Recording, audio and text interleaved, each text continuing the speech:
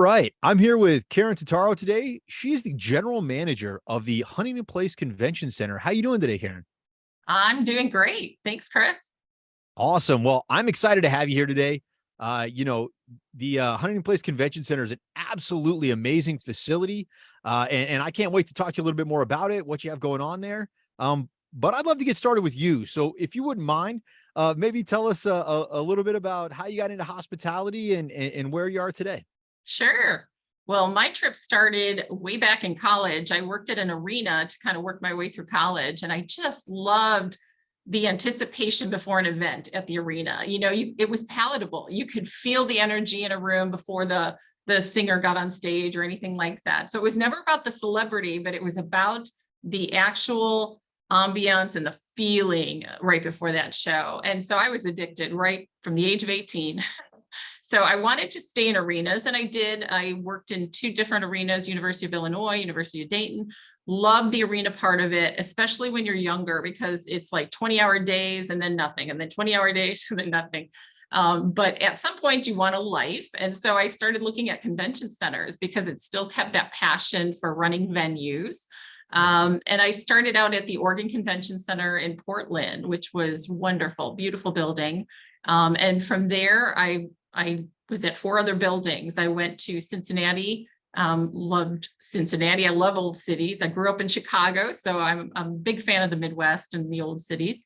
And then from Cincinnati, I went to Atlantic City, and living in New Jersey was probably one of the funniest experiences ever. And just a whole different culture. But I loved it. And then from Atlantic City, I went to San Diego, which total coast to coast, beautiful, of course, city there. Had a wonderful time. And then I recently took this position about just a little under 2 years ago. And so I'm now here in Detroit.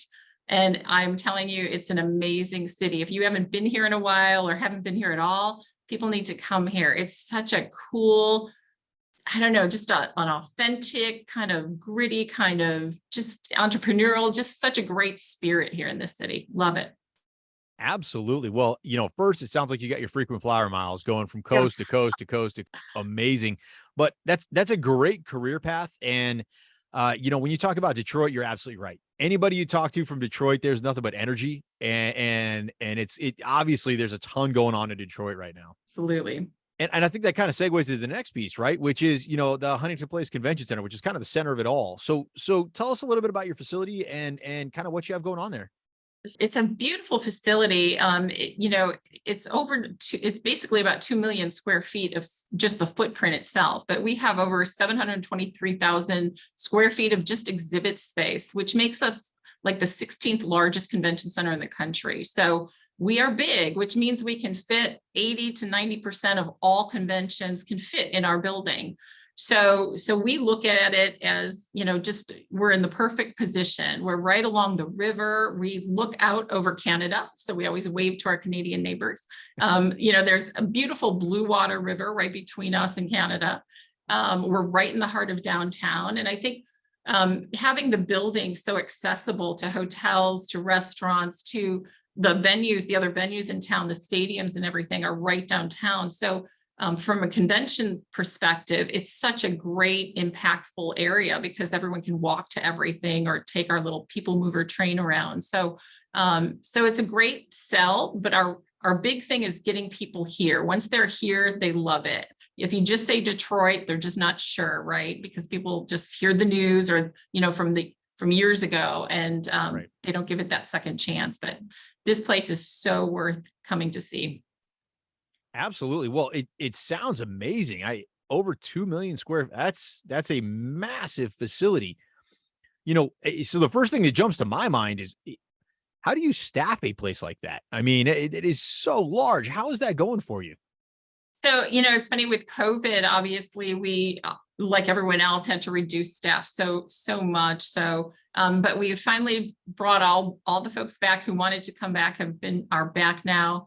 And we have been still hiring. And in fact, we still are hiring. We're probably about 30% less than where we need to be. So everybody's wearing two hats like they are in most industries right now. But we try and keep everybody's spirits up and motivated. And we've been trying to be creative about how to, engage our staff. So we're doing really well with it. We also have some great contractor partners. Sodexo Live is our food and beverage partner.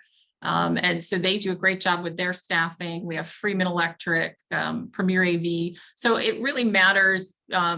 Even though they're separate vendors, we treat it as one team because that's what's so critical so that we can all watch out for each other and have each other's back. That's awesome. That's awesome. And, when you and I were talking, prior to this, you said something that completely caught my attention, right? One of the things you said when you talked about your team and obviously your partner teams as well, you told me that diversity was your superpower. And I thought that was really interesting to hear. So could you maybe tell me a little bit about that? Sure. In fact, I think all of our teams should wear capes. I think that would be cool.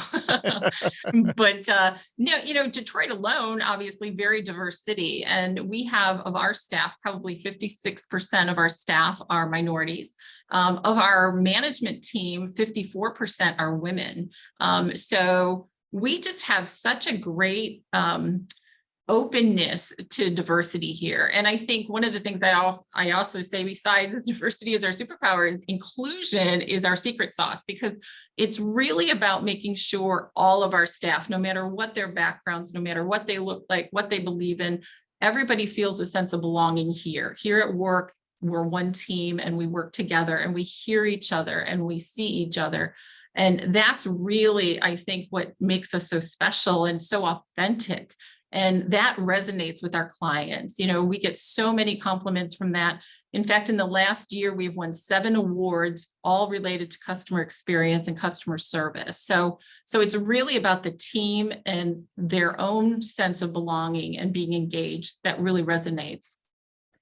That's incredible. So, when you talk about, authenticity and your team and bringing that forward to the customer experience, how are you leveraging that diversity, that authenticity, that that unique personality that everybody's bringing to the table right now? Well, we talk to our clients about, one thing that's so unique here is walking down the street downtown. If you go any time of day, people will look you in the eye and say good morning or hello, strangers all over the place. And so we bring that to the building. We make sure our staff feel that same comfort that they do outside the building, inside the building. And that's our connection with, that Detroit spirit, and we also give them leeway, right? So it's the small things that make a difference in a client's life. And so from our frontline staff to our management staff, we're always saying, watch the client. What are they, are they getting upset about something? Are they really loving something, so that we can then move on top of that. So if there's something going wrong and maybe a housekeeper notices it, that, somebody's upset, right away, we get a whole team that's addressing that issue, because we're really kind of looking at all the details of their experience. We want to walk in their shoes. And coming out of COVID, as our clients are struggling just as much as we are with staffing levels. They come for a show and we just had a huge convention in June and they only had 3 people running this whole, building-wide convention. It was crazy. They did a great job, but we knew they were so short on staff. So how could we help support them? What could we do? And that becomes how we connect with our staff and our clients, is like, put yourself in their shoes, walk that, show compassion and empathy, just like all of us wanted during that COVID time, right? Everybody was going through something else at home or with family, and, showing that to our clients treats them like family. And it's really, again, it goes back to that connectivity. I love it. And, one of the phrases you use there, walk in their shoes, right? Right. And so I think when you think about, that authenticity, that diversity, if you have a more diverse team, you're able to walk in more shoes, I guess, for That's putting it a exactly different right. way, right?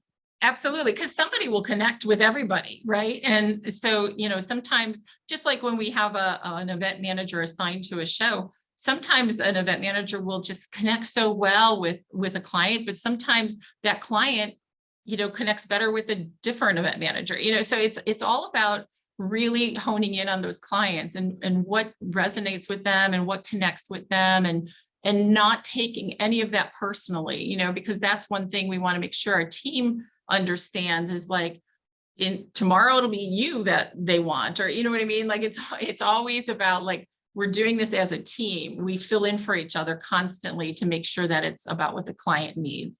And so getting that that feeling across so that it's not a personal thing, it's more about how do I support this team, that makes a difference to how we can kind of keep working through those things.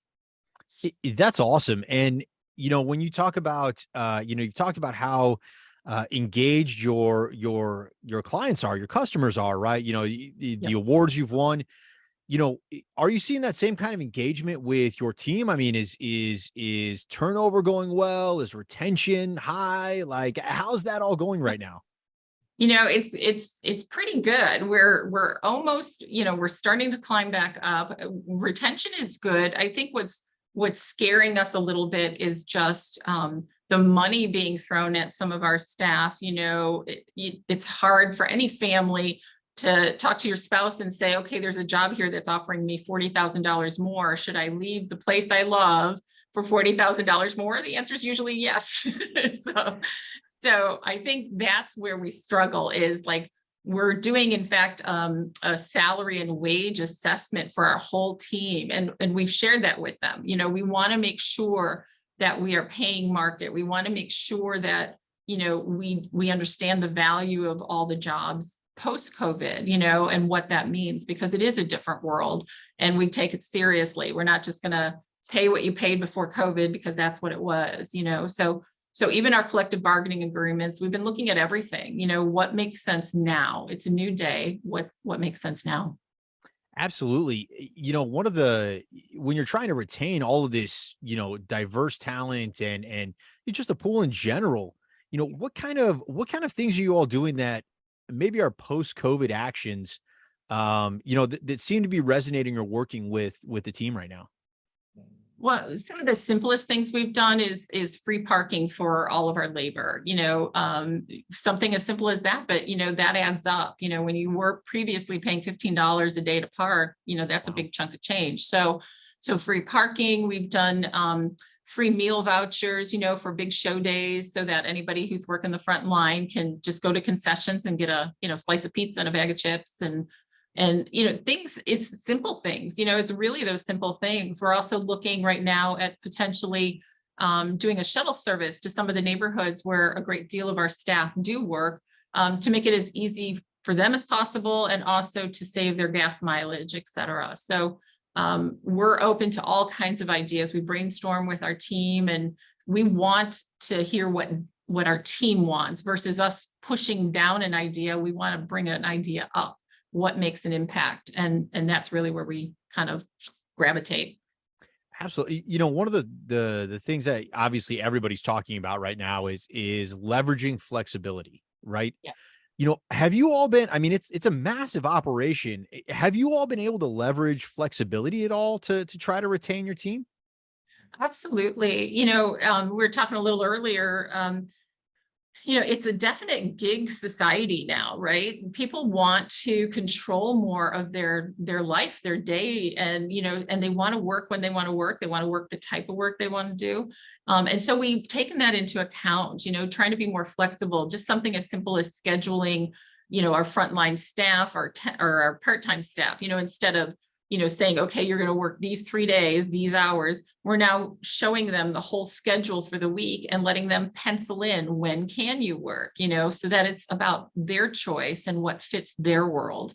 And it makes sense because, again, with that gig mentality, a lot of them have other jobs, that they're doing on the side, Ubering or whatever. And so we want to be amenable to that so that they can thrive in their own life. So it's been interesting. I think it's leading us to a really good place. I really believe that. I think this next generation was never thinking that it was good to work 80-hour weeks, It was like, what do you mean?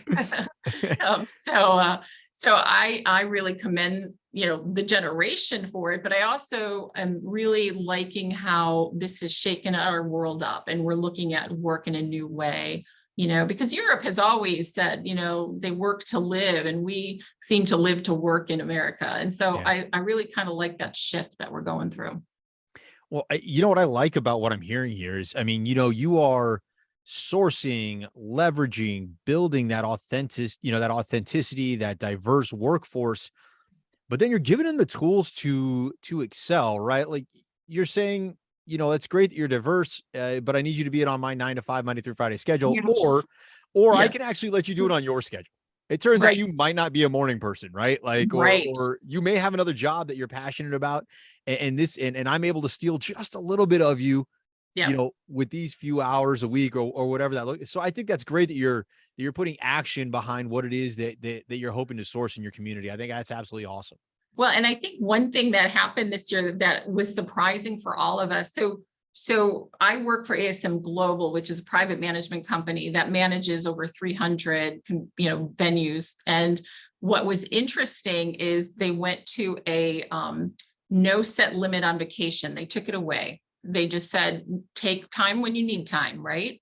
And, everybody was terrified of that, especially in an event industry. What do you mean they're all going to leave, But what ended up happening is it was almost like a pressure came off of people, because when you had a number to meet, like you only had, 16 days. And so you're always pressured to kind of, where are you going to fit them in? When are you going to take it?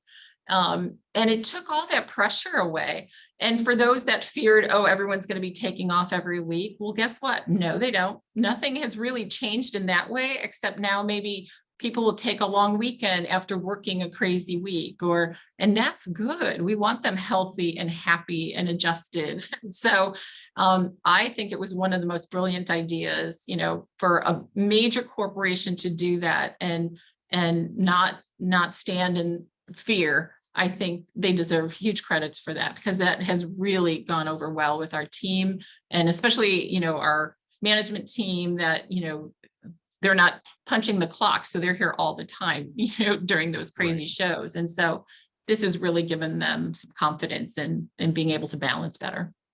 Now, is this for everybody in the organization, or is it just like It is. tiers of oh, No, really? it's for everybody. Well, other than our collective bargaining agreements, those Oh, are of course. negotiated. Of But of course. course, but everyone else, absolutely. Wow, that's Love it. amazing. That is amazing. I know. I think more companies should really look at that. It made such an impact. It's so positive, really. And it's not like it's not like a bamboozle thing, right? Where Right. they say you have unlimited vacation and then you never have Yeah. the And then they opportunity say, to take it, no, right? no, no. Yeah. Nope. No, it's funny. It's like our management team was nervous, but again, it's kind of like our team knows when we're busy, and don't ask for a week off during the auto show, don't do it. And they don't, they really are strategic. They're like, I just worked a really crazy long weekend, so I'm going to take next Friday off. Is that okay? Absolutely. That's great. So really smart strategic move, I think, on ASM's part. Well, that is awesome. It sounds like, the main issues that are out there right now, being able to bring yourself to work, right? Not a version of yourself, right? Being able to, have flexibility so that you can enjoy your time away from work as much as you enjoy your time at work. It sounds like you're really digging into and addressing a lot of these things to be able to leverage, the expertise that you're bringing to the table. It sounds like you're doing a great job. Congratulations. Well, thank you. And it's truly a team effort. We need everybody's buy-in to get these kind of things accomplished. And so it really, and that's why I think, I've loved this time in Detroit, because I just think there's a different mindset here that is that entrepreneurial mindset, that kind of out of the box mindset. And I think that's why it works so well here, is like people, it was funny during COVID, we ended up, there was only like 30 people working at that time, because building was closed and we're just maintaining. Right. So the team started just having lunch together in one of the boardrooms, and it turned into this hilarious kind of, we never talked about work and talk about a diverse group of people. Right. And we just laughed the whole time. We'd tell stories about, growing up. We'd make fun of each other about our sports teams, but it was just such a great communal time. And I think that is so Detroit, it's like this communal feeling. And it's about family and friends and that authenticity. And the other word I use a lot with Detroit is bold. They're willing to take risks. They're chance takers. And I love that. And we do that in our business. We do that at the convention centers. We'll risk taking a shot on a show that is a first time show potentially, or we'll take a risk on doing an event completely different than any other place has done this particular event. So I like that connects well. Well, that's awesome. I think as we're putting a bow on this conversation, I mean, what I hope people are taking away is, leveraging diversity or diversity as a superpower, inclusion as the special sauce. I mean, these are all great phrases, and I think everybody would like to, from a PR perspective, be able to put this stuff out there. But then, as an operator, as somebody who lives it. I mean, you're a female leading this space in a space that is dominated by men. I think you were telling me a statistic, like you're the only your leadership team is the only female-led leadership team, like something in this space, right? There's of all the convention centers in the US, there's only myself and my assistant general manager is female. We're the only top 2 executives running a convention center. And out of the top 20 convention centers, there's only 3 females. There's me and 2 others. So, and one just retired. So there's 2 of us. Okay. So it's just, I think it's so much fun. I've such a passion for this industry. And so I like to really mentor young women coming up, because I think there's so much opportunity for them to really take hold in this convention center arena. It's just such a great business and a thriving business, and it's back and better than ever. And people are never going to not want to network. That is the number one thing we learned out of COVID. Well, like I said, I think what's amazing here is this isn't just a PR piece, right? I mean, you all are literally taking the action and leading by example on how this should work, right? If you're gonna get the talent to come in and be authentic and be diverse and be engaging with your clients, you have to do the same thing for them. You have to be willing to change your mindset on how work is done, change your mindset on how you can service them as a team, right? And then of course lead by example. So it sounds like you're hitting all the bases here. So I hope everybody's listening to this, and I hope everybody's pulling these nuggets out here that, you got to put action behind it, right? That's it. I mean, it really is. It's always about action, and don't be afraid to try something. It's just, all you can do is stop and do something else, so no fear in it. Well, I always love to wrap up, these conversations with that piece of advice. And I think I just stole it from you, but if you did have a piece of advice for people coming into the industry right now, what does that piece of advice look like for you? I would say just volunteer for everything you can within your work area, right? So not just in your department, but, as young people, especially, volunteer for those projects. We have special projects all the time, here at our building. And when other department staff volunteer for it, they get exposed to so much more. And then they realize, ooh, I might want to do that someday, or I might want to be this. And so it's just a great way to get known and recognized by your management team. It's a great way to work with new peers. And it's just a great growth opportunity. So volunteer. Awesome. Well, that is incredible. And I couldn't agree more. I think, the more that if you really would like to see yourself in some of these amazing careers, you got to take that step, right? You have to apply the action. The action isn't going to find you, right? So that's it. I think that's great. Well, Karen, thank you so much for your insights today. This has been absolutely awesome. If people wanted to find out more about the Huntington Place Convention Center, where are they going to look? You can actually go to our website, which is Huntington Place Detroit. Or you can find me online. I am everywhere. I'm on LinkedIn. I'm on Instagram, everywhere. So definitely, we would love to hear from you and share your ideas. What everyone else is doing out there. Awesome. Awesome. Well, Karen, thank you so much for your time today. And I hope everybody gets a chance to make it to Detroit. It sounds like you all are having an awesome time up there, and hopefully more people can come up there and join you. Absolutely. It's a fun time. You won't regret it at all. I promise. I love it. Well, thank you, Karen, and look forward to connecting again in the future. Great. Thanks, Chris. Thanks again for having me. Absolutely.